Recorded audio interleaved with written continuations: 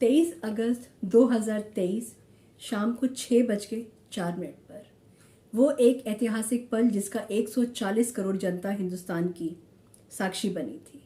साक्षी बनी थी जब चंद्रयान 3 की मुलाकात चंदा मामा से हुई थी।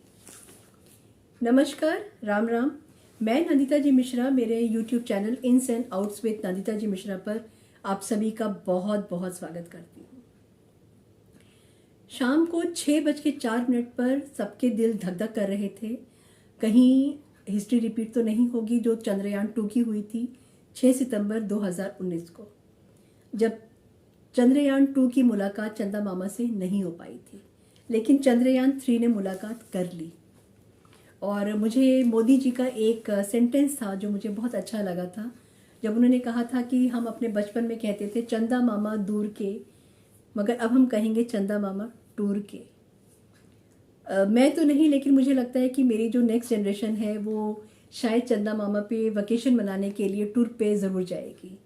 और ऑल द बेस्ट जो भी जाएंगे वहाँ पे उनको।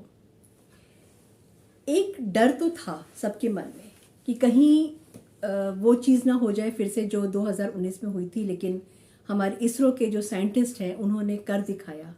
सैल्यूट टू देम, कोटि कोटि नमन है उनकी मेहनत को, उनके विजन को और उनकी दूरदर्शिता को।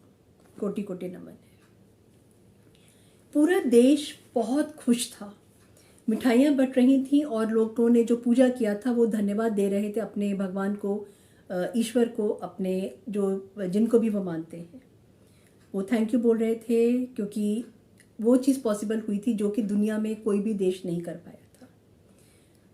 उसके उलट एक पार्टी जो क्रेडिट लेने के लिए होड़ में आगे थी, सबसे आगे थी, हालांकि वो क्रेडिट लेने के लायक नहीं थी इस चीज़ के लिए, इसरो के पार्टिसिपेशन के लिए। मैं बात कर रही हूँ कांग्रेस पार्टी की। कांग्रेस पार्टी ने बहुत हल्ला मचाना शुरू कर दिया। कांग्रेस पार्टी ने बोला कि ये नेहरू जी का विजन था, नेहरू जी ने ये किया था, नेहरू जी ने वो किया था, नेहरू जी ने ये सोचा था, नेहरू जी ने वो सोचा था। इसरो के लिए नेहरू जी कहाँ से आ गए? नेहरू जी की डेथ हो गई थी 27 मई 1964 को और ISRO came into existence on 15 अगस्त 1969 को। कहाँ से नेहरू जी कहाँ से आ गए थे? मगर कांग्रेस को तो चरण वंदना करने की, जिसको कहती हूँ, मैं कहती हूँ कि चरण चुंबक होने की उनको आदत हो गई है एक परिवार की, चाहे फिर वो नेहरू जी हों और उसके बाद इंदिरा गांधी और उसके बाद राजीव गांधी और उसके बाद में राहुल गांधी भी शायद इसमें वेट कर रहे हैं कि वो प्राइम मिनिस्टर बनेंगे तो उनके नाम पर भी बहुत सारे एयरपोर्ट्स होंगे, म्यूजियम्स होंगे, सड़कें होंगी, चौराहे होंगे, मोड़ होंगे, इंस्टीट्यूशंस होंगे, बहुत कुछ उनके नाम से होंगे, जो कि पॉसिबल नहीं है, ऐसा नहीं होने वाला है। कोई बात नहीं, सपने हैं अपने अपने, और एक पार्टी है जो लॉन्च रीलॉन्च करने में लगी हुई है, कोई बात नहीं। मैं बात करती हूँ क्रेडिट की।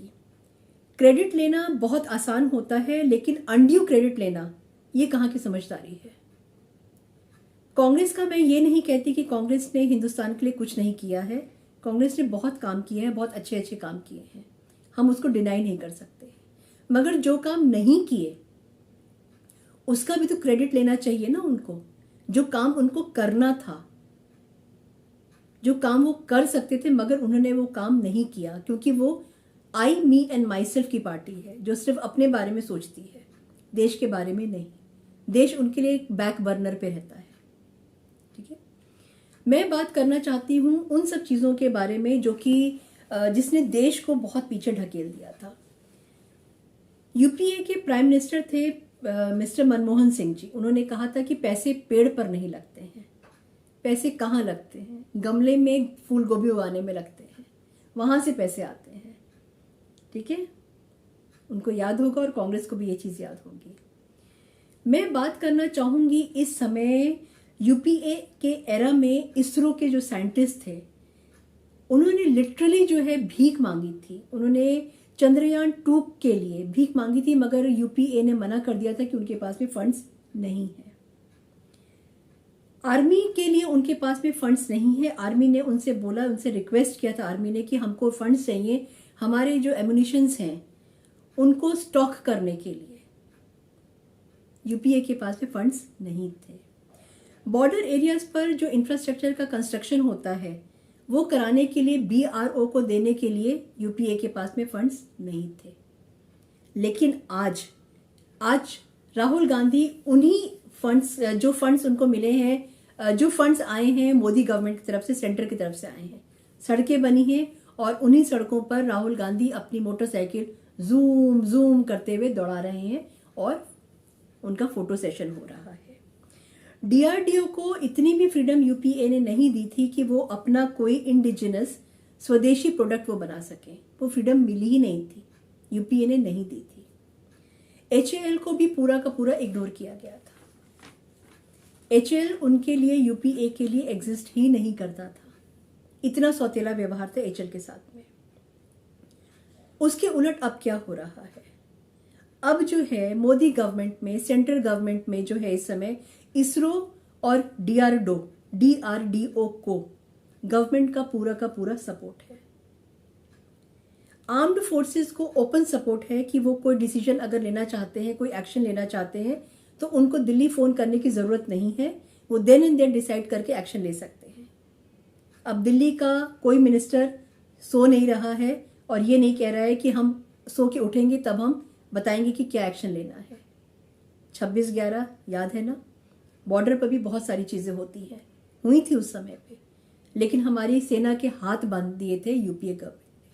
और आज मोदी गवर्नमेंट ने उनको खुला सपोर्ट दिया है, उनको खुले हाथ से बोला है, खुले दिल से कहा है कि आप जो लेना चाहते हैं एक्शन वो आप लीजिए, आपको पूरी की पूरी फ्रीडम है। 24 घंटे के अंदर जब चंदा मामा से चंद्रयान 3 की मुलाकात हुई थी, एक अनाउंसमेंट हुआ था। अनाउंसमेंट ये हुआ था कि चंदा मामा के बाद अब हम सूरज मामू के पास भी जाएंगे, सूरज चाचा के पास जाएंगे। मामू तो चंदा मामा है। और उसके बाद में वीनस, और वीनस के बाद बियॉन्ड, आई डोंट नो, बहुत कुछ हो सकता है। ये है विजन अपने देश के लिए सोचने का। ये है विजन अपने देश को, हिंदुस्तान को सर्वोपरि बनाने का। ये है वो विजन जो हिंदुस्तान को पूरी दुनिया में सबसे ऊपर लाकर खड़ा करना देखना चाहते हैं। ये वो विजन है जहां पर कि हर हिंदुस्तानी अगर हिंदुस्तान के बाहर कदम रखता है तो उसको बहुत इज्जत की नजरों से देखा जाता है और आगे भी देखा जाएगा। ये विजन है और ये डिफरेंस है मोदी गवर्नमेंट में और यूपीए गवर्नमेंट में। मेरा ये वीडियो देखने के लिए थैंक यू सो मच, और मुझे कमेंट सेक्शन में ज़रूर बताइएगा आपको मेरा वीडियो कैसा लगा। मेरे चैनल को लाइक करिए, सब्सक्राइब करिए, शेयर करिए, और नोटिफिकेशन का जो बेल आइकॉन होता है उसको ज़रूर दबाइएगा, ताकि जो है मेरा जब भी कोई नया वीडियो आता है आप उसको ज़रूर देखें। Thank you so much. जय हिंद, जय भारत।